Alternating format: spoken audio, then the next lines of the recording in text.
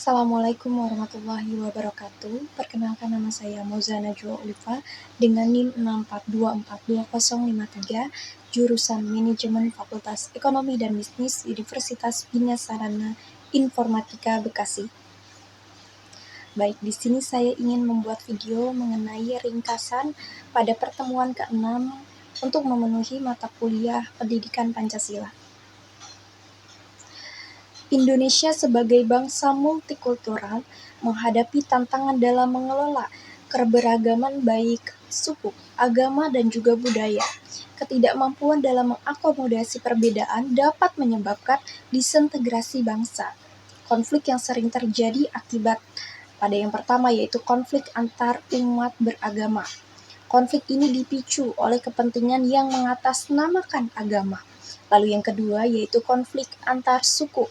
Ini seringkali terjadi karena persaingan ekonomi dan juga perebutan aset terbatas. Nah, mengenai isu SARA yaitu suku, ras, agama, dan antar golongan menjadi sangat sensitif dan seringkali memicu ketegangan sosial di Indonesia. Mengenai isu SARA dibagi menjadi 3 kategori. Pada kategori yang pertama yaitu individual. Tindakan SARA ini dilakukan oleh individu untuk menyerang dan mendiskriminasi kelompok lain. Lalu kategori yang kedua yaitu institusional. Tindakan diskriminatif ini dilakukan oleh institusi atau pemerintah melalui kebijakan. Lalu kategori yang terakhir yaitu kultural, penyebaran tradisi atau ide diskriminatif antar golongan. Dampak dari tindakan SARA ini menciptakan konflik dan juga kebencian antar golongan yang dapat menimbulkan perpecahan dalam masyarakat akibat dari politik identitas. Salah satu contoh konflik SARA yaitu pada konflik Sampit yang terjadi pada tahun 2001 merupakan salah satu peristiwa yang sangat-sangat tragis di Indonesia yang melibatkan suku Dayak dan juga Madura. Konflik ini dipicu oleh ketegangan etnis dan juga persaingan ekonomi dengan warga Madura yang datang ke Kalimantan yaitu sejak tahun 1930-an melalui program transmigrasi. Kerusuhan ini dimulai pada tanggal 18 Februari 2001. Saat serangan ini terjadi, warga Madura ini menyebabkan belasan dari kedua belah pihak ini diperkirakan lebih dari 500 orang tewas dan juga lebih dari 100.000 orang ini mengungsi akibat dari kekerasan yang berkepanjangan. Nah, konflik ini berakhir setelah 1 tahun dan Sampit kini dikenal sebagai kota damai. Belajar dari pengalaman yang pahit itu, kita ini sebagai bangsa Indonesia memiliki pedoman hidup negara yaitu Pancasila. Pancasila itu fungsinya sebagai alat pemersatu bangsa di Indonesia di tengah keberagaman baik agama, budaya, suku.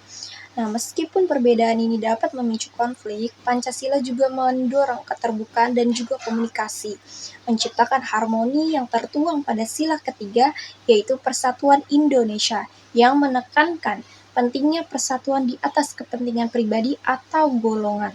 Sejarah menunjukkan bahwasanya semangat persatuan ini membantu Indonesia untuk meraih kemerdekaan.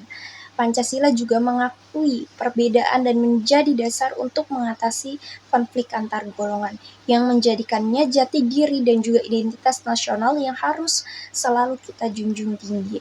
Setiap daerah di Indonesia itu memiliki budaya yang mencerminkan identitasnya. Penting untuk pelestarian budaya agar tidak hilang.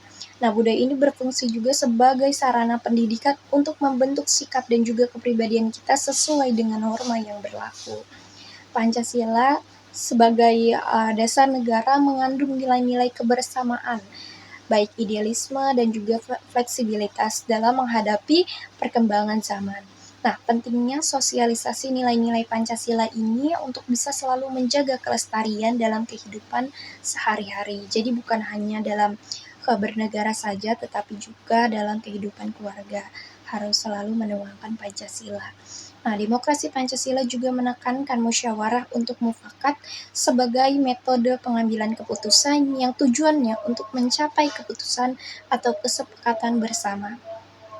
Menurut Eli M. Setiadi 2005 menjelaskan bahwasanya sila kerakyatan dalam Pancasila menekankan musyawarah untuk mufakat daripada demokrasi liberal, yang mana dapat mengarah pada diktator minoritas.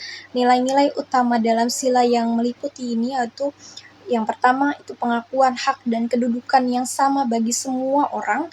Yang kedua, tanggung jawab dalam melaksanakan keputusan bersama. Yang ketiga, keputusan yang berlandaskan kebenaran dan keadilan. Musyawarah mufakat ini harus selalu diterapkan tidak hanya di tingkat negara aja, tetapi juga dalam kehidupan keluarga. Namun, pada perubahan sosial di era globalisasi ini mengancam dengan lebih banyak keputusan diambil melalui voting sehingga berpotensi mengurangi esensi musyawarah ini sendiri. Seperti itu. Nah, musyawarah ini, keputusan ini dianggap sah apabila diambil melalui rapat yang dihadiri oleh 2/3 anggota forum yang disetujui lebih dari setengahnya. Seperti itu. Nah, musyawarah ini menekankan pentingnya kebersamaan di atas kepentingan pribadi dan juga golongan. Seperti itu mungkin kira-kira yang bisa saya sampaikan. Kurang lebihnya mohon maaf apabila ada kesalahan dalam pengucapan ataupun dalam penjelasan ada kekeliruan, mohon dimaafkan. Terima kasih. Wassalamualaikum warahmatullahi wabarakatuh.